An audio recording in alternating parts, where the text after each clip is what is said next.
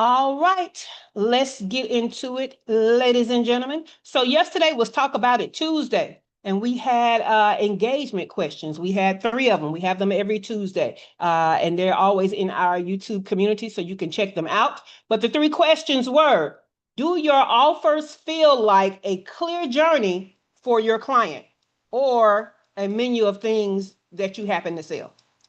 If someone is ready to buy from you today, do you have a clear next step for them or just something they can purchase?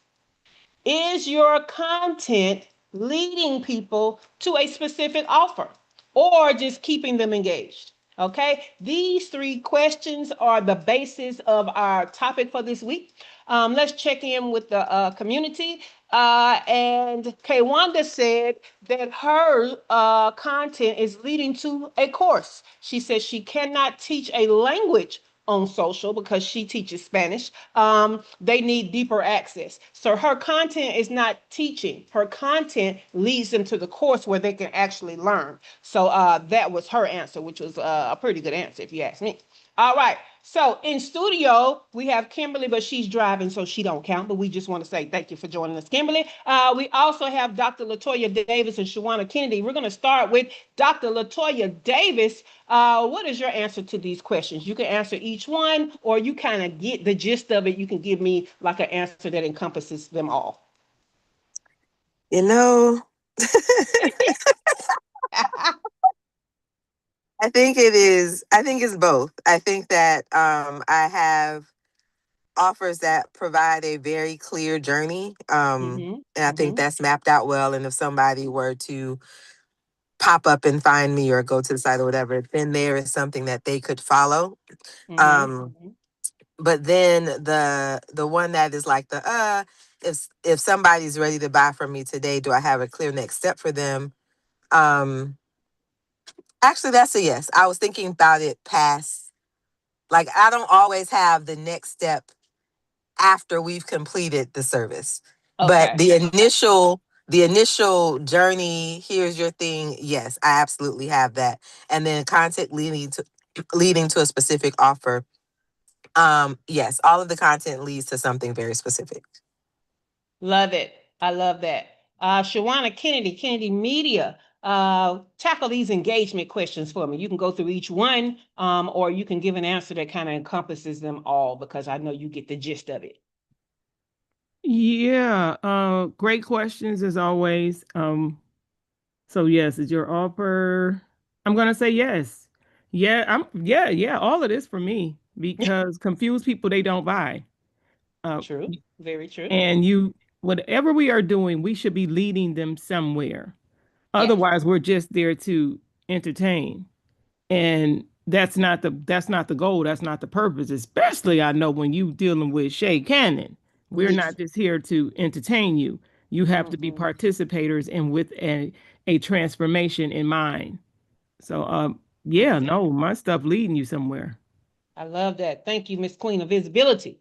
Okay, so if you have not gathered from our engagement questions, our discussion questions this week, we're talking about offer clarity. Offer clarity. Now, each one of those questions represent three things you need to have for your offer clarity, and that is offer details that generate more revenue. So that is to have a clear journey for the client, right? And then it is how your offer ladder increases your revenue. So do you have somewhere next for them to go? That's your offer ladder, all right? And then last but not least would be how your content plan boost your revenue. You should not just be out here publishing content just to publish content. All of your content should be wrapped around your offers. It should lead them to your offers. And we've often talked about our marketing runway, and we'll talk more about that today. Okay, so that is the baseline. That's the ground level, right? If you go to shaycannon.com/organize, you'll get more details on that ground level. Today, we're going to go beyond that. Okay. So your next level is not more content, it's not more offers, and it's not posting more consistently. Okay. That's in there already, baseline. So the next level is turning those three things that we talked about into a connected revenue ecosystem instead of treating them like separate activities. Okay? They're not separate activities. They should all be connected for you to get the best, we're going to say, revenue and the best growth for your business. So think about it like this. It's not just how do I market my offer, but you have to think about it like, how do I build a business where the content, the offers, the operations, the sales process, the client journey, and positioning all work together automatically? Or back in the day, Biz Marquis would say automatically. Okay. So, yeah. Good morning, Sean. We see you over there on YouTube. So let's get into going above and beyond what your offer entails. We've kind of talked about this before about reducing friction, but we only talked about it when it comes to buying, right? We said that there should be 3 clicks or less for people to go from interested to pay, right? So they see the product, and on your sales page, it should be 3 clicks before it's paid. Okay, 3 clicks. That's reducing the friction. However, we're going to talk about some more friction reducing things for the whole ecosphere. Okay, because friction in your ecosphere looks like unclear onboarding. Like they buy and they don't know what to do next to get started with their service. It looks like unclear timeline. They don't know from the time that y'all onboard to when they're going to actually be completed, get a completed service. So an unclear timeline, vague transformation. What did they just pay for? What should they be expecting to get at the end? Okay. Too many choices. Some of you are so busy trying to put all your offers out there like a thrift store, you don't understand that you're supposed to have an upscale boutique with certain things in the window, certain things when they come in the store, and certain things in the back room. Okay, that's your offer ladder. So stop giving them too many choices up front. Complicated pricing. Come on now. You should already know what your regular price is, what your promo price is, and what your lowest discounted price is. And all of them should have a profit margin. You should not be at a deficit in your profit for your pricing. So you should know exactly what all 3 price levels are for any one offer and when you're going to use which one. Okay. Confusing language. Some of y'all get so caught up in talking about features, you don't talk about how their life is going to change, how their business is going to change, how the service is going to change, whatever the service was supposed to change. And that is the language that you need to be using so they're not confused on whether or not they need it. Okay? Stop trying to explain your process. Stop trying to explain the little features that's in it and what they're going to get. Explain to them what life is going to be like at the end. Weak FAQs, frequently asked questions. You can do so much with frequently asked questions about your offer.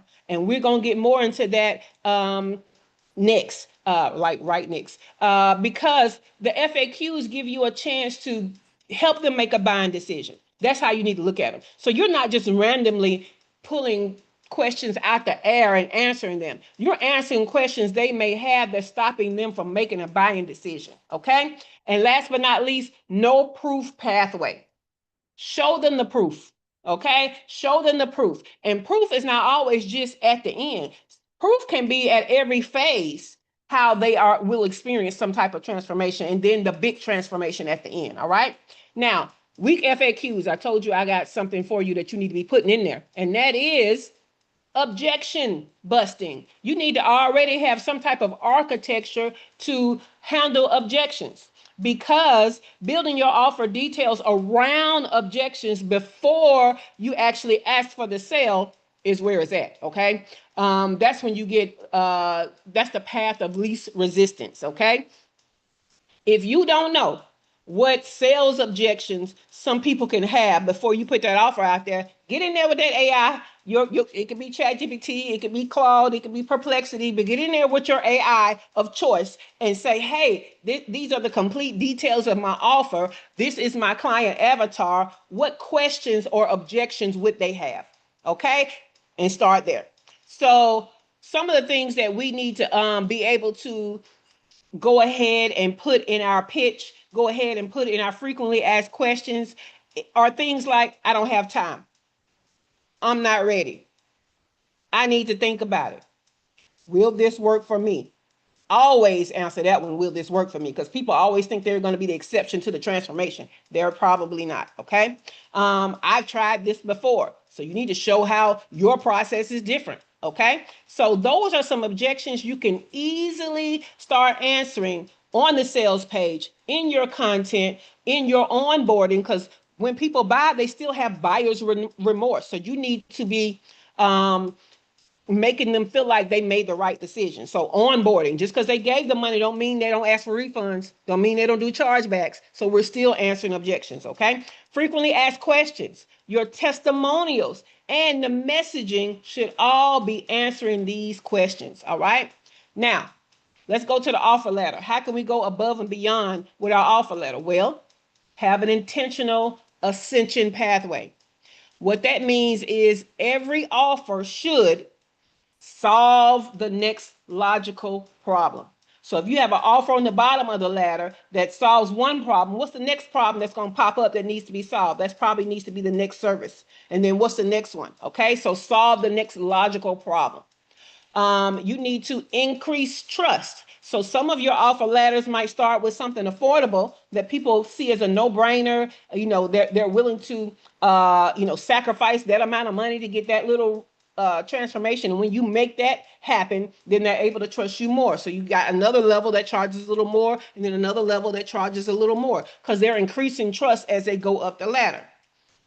Deepening the commitment. Okay, so your ladder might look like, this is do it yourself on your own time. You know what I'm saying? Just whatever. The commitment is very loose. Okay. And then the next step could be do it with other people. So there's no spotlight on you. You got other people. Sometimes you can hide behind other people and get stuff done, not get stuff done. Sometimes you can use the motivation of other people to push you, but that's a higher level of commitment than do it yourself. Okay. And then done for you. That's the spotlight is all on you. There are certain things you have to have in place. There's certain information that assessment you have to go through and all of that so that it can get done for you. And that commitment deepens on the price. Okay. So your ladder could deepen the commitment. Your ladder could shorten the sales cycle, which means this one may take a long time for them to get to. We're going to start at the top. Let me do this hand like I've been doing. At the top may take a long time to get people to buy because it costs more, right? And then the middle is, more affordable than the top. It takes less time than the top. You probably can get more people in a month than the top offer. But at the bottom, it's ease of entry, right? That's a lower cost service. People can come in here. It's easier to sell. You're going to get more people in a month for that offer. So the more you go up the ladder with less affordability, the fewer people you're able to sell. So you shorten the sales cycle going down. Hope that makes sense for you. If not, put your question in the comments. All right. Last but not least, with your offer ladder, you can increase lifetime customer value. Okay. If we do that ascension path where we're solving the next problem, then they're not just buying one thing from you. They're buying the first thing, then they're buying the next thing, and they're buying the next thing. Therefore, the amount of money they spent with you and the amount of value they've gotten with you over the lifetime of your relationship is greater. All right? Cool beans. Speaking of customer lifetime value, let's go a little deeper because that's important. How can you do that? How can you increase that lifetime value? Well, we've already talked about the offer ladder. Let me give you some more things. It could be bundles. Do you bundle things together? And they're not necessarily in ascension, but they probably kind of go together and are adjacent in some way to where they're great to buy together. So you can bundle things to increase the lifetime value. What about tiers, right? My retreat this year was the first time I added tiers. I have a general tier and I have a VIP tier. So you can add tiers to a service. Upsells and downsales and cross sales also increase your customer lifetime value. So upsells, downsales, cross sales. So upsell is the main offer is here and there's one above. And then there's one below, which is a downsell. But then there's one that's kind of adjacent to it that's a cross sell. Let me give you an example of a cross sell. My main offer for her first 6 figures is a course where you can DIY your own roadmap to position you for your first 6 figures, okay? Position you. I don't know what your work ethic is, so I can't guarantee you 6 figures. Come on, Storm and Wellington, y'all ain't getting me, FTC. But you have a clear path that if you fill these things out, your business will be in a better position for that growth than it was without you filling that roadmap, right? So that's one way. That's the main offer. But there is a cross sale, which is the retreat general admission, where in Mexico, in paradise, after you relax, you can do the same thing. And I will show you live rather than you going through a course, but you're still doing it yourself. So that's a cross sale. All right. Cool beans.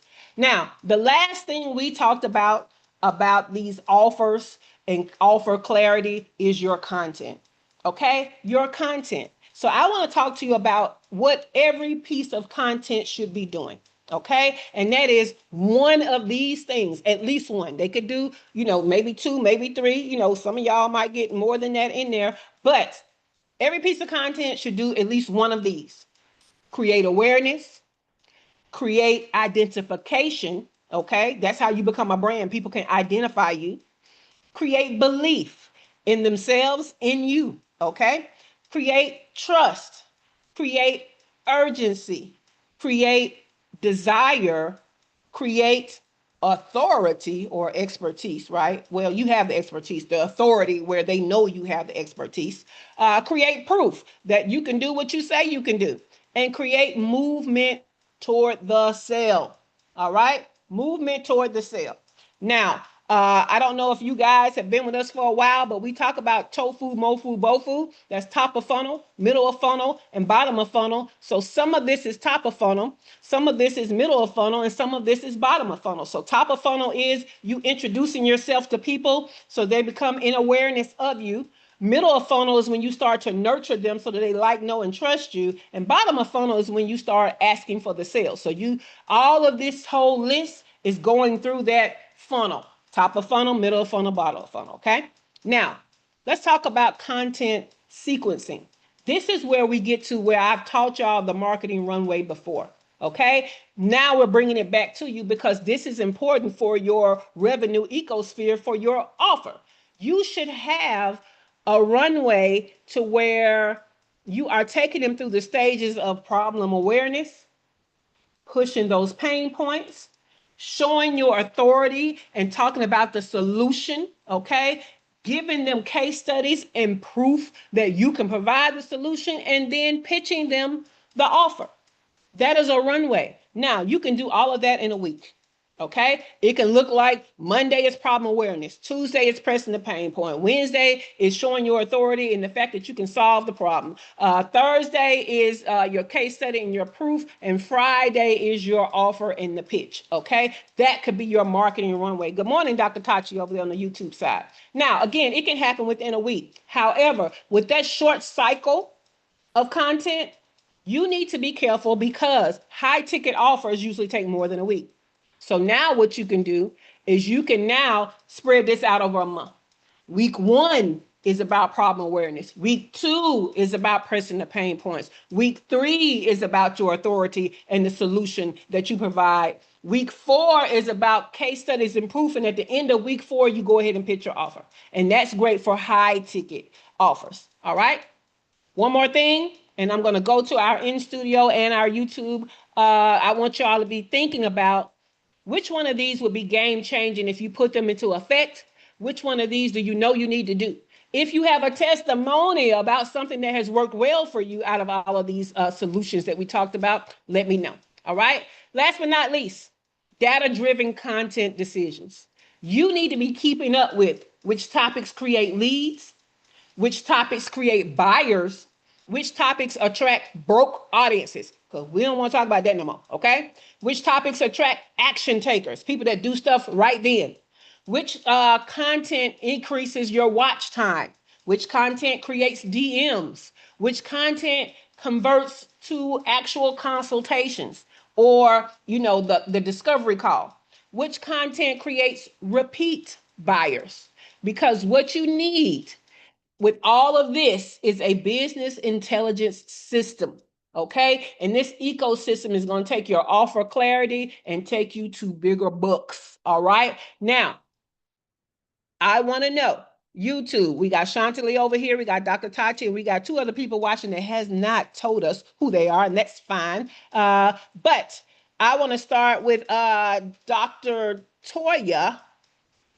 This information about creating this offer revenue ecosphere, was there anything in there that could be game changing? Is there anything in there that you already do that you know works well? I think as of the last, I would say 3 or 4 months, been really just looking at I just talked about the data-driven decision making. All right, so really been looking at that and then letting that inform the content, letting that inform, like just using that as an overall rehaul. And it is definitely like the changes I've seen are significant. That even informed my like upsell ladder, which now pretty much anytime somebody buys one of my entry level courses, they add an upsell, which was definitely not happening before. I love that. I love that. All right, let's go to Shawana Kennedy, Kennedy Media. Which one of those things, if you apply it to your offer ecosphere, do you feel like will be game changing for your revenue? And is there anything in there you're already doing that you can testify it has been working well for you? One of the things that I know that has been working well is the show and tell case study. When you think about the first part of what you said about when they first come into contact with you, what can they see? I love the explanation and the example of the boutique. When they come in, they're able to see some things, but then it's once they get in the shop and they go to the back, they see themselves, because that's when I'm able to show and tell, have case study, have client testimonials and things that they can visibly see and see themselves, so that they can say, okay, if that was done for that person, it could be done for me too. Well, you already know that I love what you do, and it is definitely has exponentially been a blessing in my life and in my business. It really, really have. Yes, I'm award winner. Yes, I am. And it really does. We really just have to continue to do what we say. You're right about, I love how you threw that clause in there. We have to be mindful to make sure that those things are even visible, because the results may vary, and the results may vary on a lot of things that is contingent upon what the person is willing to do and is honest about. So again, great conversation. But yeah, all of it, all of it. And these are things, as always, and this is why I missed this show, y'all. I know that ain't what she asked me, but that is why I missed this show, because it definitely is a thought generator, a creativity generator, for you to make sure that you're on top of your game, for you to say, oh, did I forget about this, and let this go out the back door. So again, I'm so glad that you are back. Well, thank you. It's good to be back. And it's great to continue on the legacy of the morning show in a different way, but to still be as impactful. So I appreciate that affirmation and that confirmation. So guys, just so that you have what I said, because I know I gave you a lot of information, right? So today this whole week, actually, we're talking about offer details, offer clarity. We talked about the details. We talk about offer ladders. We're talking about how the content is supposed to relate to your actual revenue, right? And so under offer details, we talked about make it frictionless, reduce that friction. Anything that stops, that slows down people getting to that buy button and smacking it. Shout out to April Beverly. Then you need to reduce that friction. Objections. You need to be handling objections well before you hear an objection. Okay. So on the sales page, in your content, in your frequently asked questions, pick the testimonials that answer a sales objection to be the ones that you feature. Your offer ladder. There are so many different ways you can create an offer ladder. We talked about those. They're not always by affordability, but that is a part of it. It could be about how much commitment, DIY, DWY, DFY, which is do it yourself, done with you and done for you type of things. But I gave you different levels. Increasing your customer lifetime value. Let me tell you how that is the lifeblood of really making more money in your business, because a lot of it takes more for you to go out there and get new leads and new people to trust you enough to spend money with you. It takes less, okay, for you to somebody who has already spent money with you, already likes, knows, and trusts you, already invested in themselves through you to do it again and again. So you need to give them opportunities to spend more money with you to get more of a transformation. So that's your customer lifetime value. All right. We talked about content plans and what each one of your pieces of content should be doing, something off this list, if not multiple things off that list that we gave. But ultimately, all of your content should be in some path of leading them to your offers. All right. Then we talked about your marketing runway, how you can do that in a week or you can do that in a month, depending on if you have an affordable offer versus a high ticket offer, because people paying more money need more time to like, know, and trust you, to process the solution that you're giving them, to go through their objections and get out of their own way and all of that kind of stuff. Last but not least, we talked about data-driven content decisions. Don't just keep putting things out there and you don't know what's working and what's not working, or how it's working, how it's benefiting you. So you need to stop and look at all of that stuff to make sure that you have this offer ecosphere that is really, really working for you. All right. So that's what I would like for you guys to start doing. I see Yonsei said ditto. Thank you, Yonsei. All right. So this has been the Make It Make Sense Live. I'm just really don't want to call it a show. I so almost say show at the end. It's not a show.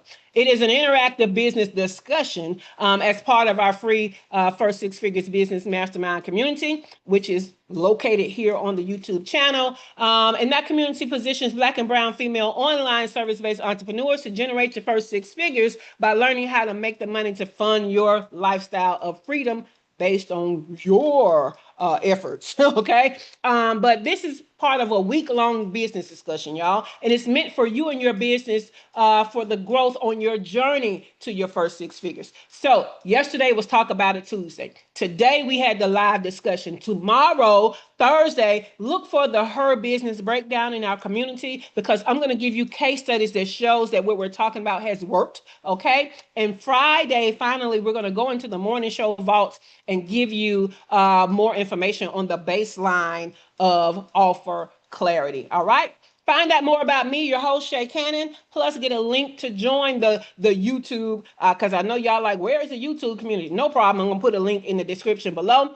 If you have not already, please give us a thumbs up, like this episode. I looked at my stats yesterday and I realized that more than half of the viewers, okay, more than half of the viewers are not subscribed. So make sure that you are subscribed to the channel. All right.